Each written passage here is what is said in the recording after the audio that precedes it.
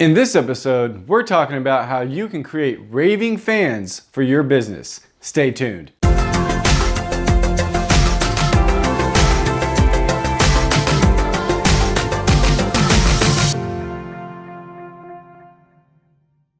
What's up, guys? Welcome back to the Jeremy Kirsten Show, where every episode we talk about business, entrepreneurship, investing, and personal growth. Today we're going to be talking about how you can create raving fans for your business. This is a concept from the book Raving Fans, written by Ken Blanchard and Sheldon Bowles.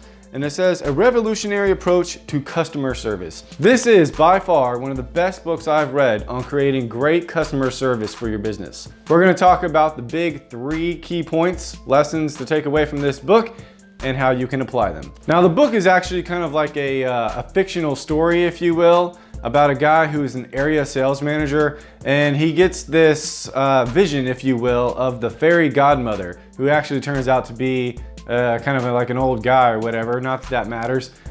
You'd have to read the book to understand.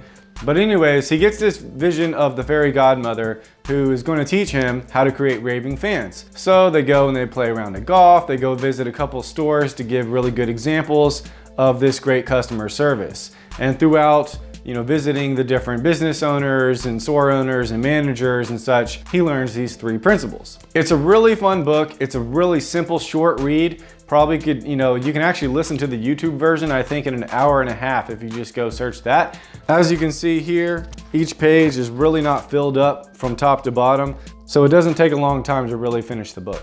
Now, the first lesson in this book is decide what you want. That means that in order for you to create the best experience for your customers, you need to be definitely 100% in your mind sure exactly what it is that you're trying to provide. You need to think about the customer experience from the time that they come in to the time they leave, and even beyond that. So you've got to think about all the little details of the customer service, whether that means having a super clean bathroom in your business, making the place look good, having a great greeting whenever they walk through the doors if you're in a brick and mortar type environment. You also have to have the pricing and the marketing, just the entire experience completely defined in your mind, exactly what it's going to be like for the customer, because the whole idea is if you don't know what the customer experience is supposed to be like for your business, then how do you expect to convey that to other people? If you're, like, for example, they use in the book, if you're trying to create the best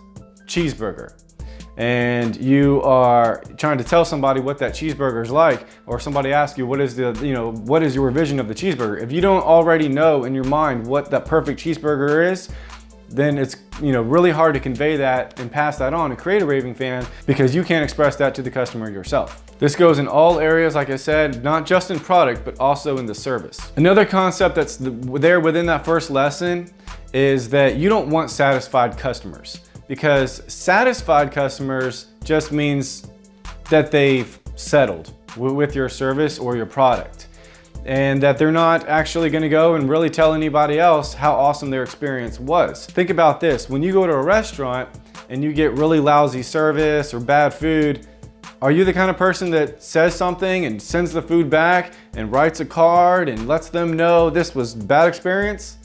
You may be, but chances are probably not. Most people just say, okay, whatever, and they don't ever come back. Basically, they're just quiet, and you never give them your money again. And that happens all the time. It's a very normal practice. Most people don't really want to cause a scene or be that guy who's being rude and saying that they're doing everything wrong. They just simply don't come back. So there's a concept there in that first lesson that says silence is deadly. And that's totally true. I mean, again, there's so many times that a business could have probably improved based on your feedback, but you simply didn't say anything because the service was just, lousy or even satisfied. A satisfied customer, again, they got what they want, it was okay, but they're not gonna go tell their friends about your business. They're not raving fans. So what you wanna do is create an experience that is so great that they're not just satisfied, they're beyond satisfied. They're raving fans. They go and they tell their friends. The second big lesson in this book is discover what the customer wants. Now, I know that kind of sounds like that goes without saying, but it's actually a really big deal. You need to think about what it is that the customer wants, okay? And what I mean by that, you need to do the market research within your area based on your product and your service, kind of see what others are doing, what where their attention is going and where their dollars are going. A big part of that, or an easy way to get to that, is by listening to the customer. Whenever they're talking to you and they're trying to tell you exactly what they're looking for, don't just be in a hurry to tell them what you have. Have an open ear, stay calm, and listen to what they're trying to find. A big part of that step 2 is actually, believe it or not, telling the customer, and not in these words, but to take a hike. Now, what I mean by that, telling the customer to take a hike,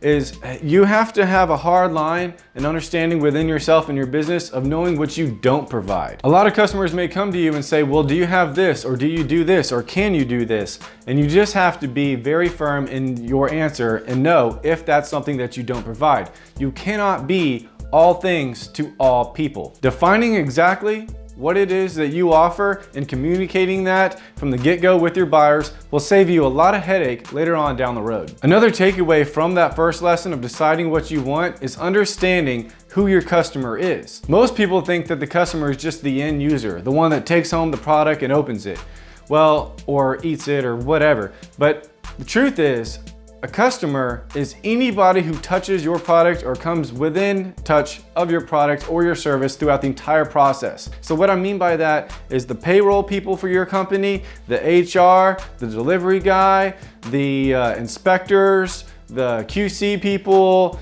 everybody who is within the organization, who's attached to the product in some way or service in some way, is a customer of yours. So you don't want to just create, a great end user customer, but you want to have a service and a vision of a company that executes on a way that impacts everybody in the most positive way, where each one of those people in those positions can go and brag and be raving fans about your business. And the third and final lesson in this book is deliver plus 1. And basically what they're referring to is deliver your vision plus 1%. What that means is that each day you want to be able to execute on your vision and increase by 1%. Get better every day by 1%. But here's the thing, it also says in this book, don't try to execute on every single aspect of your vision all at the same time. Whenever you create your vision, you're going to kind of see that it is subcategorized into different areas of your business. And so what you should do is just pick one and start there and start increasing and making those changes. Because if you try to do a sweep of changes all overnight, well, first everybody in the organization is going to be, just tossed up and wondering what the heck is going on. And it's going to create a lot of rustle and fuss and just be kind of cumbersome and a little hard to do right out the gate. So just pick one area of your business and improve on that. And once you feel like you've done that, and then you can go ahead and move on to the next area of your business and begin to improve on that. Another part of delivering plus the 1%, a big thing in there is consistency. And consistency, I mean by consistency and deliverance to your customers.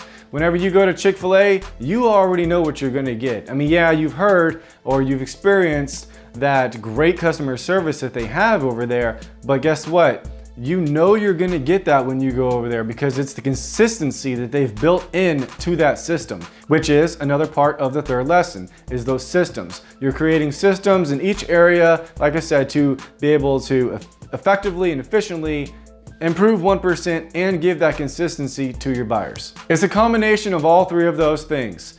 Knowing exactly what it is you want, knowing your vision, knowing exactly what the customer wants and their vision, and then number 3, executing every day plus 1% to deliver that. And you need to fill in the gaps. And your job is to fill in those gaps and create a solution for your buyer, or tell your buyer that you're just not going to be the right fit. Remember, you can't be all things to all buyers. Also remember, you don't want just satisfied customers, you want raving fans.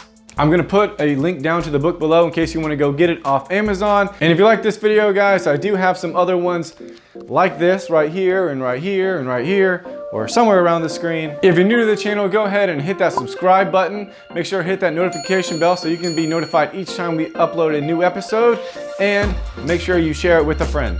Thank you guys so much for watching. If you haven't already, please subscribe, and until next time, take care.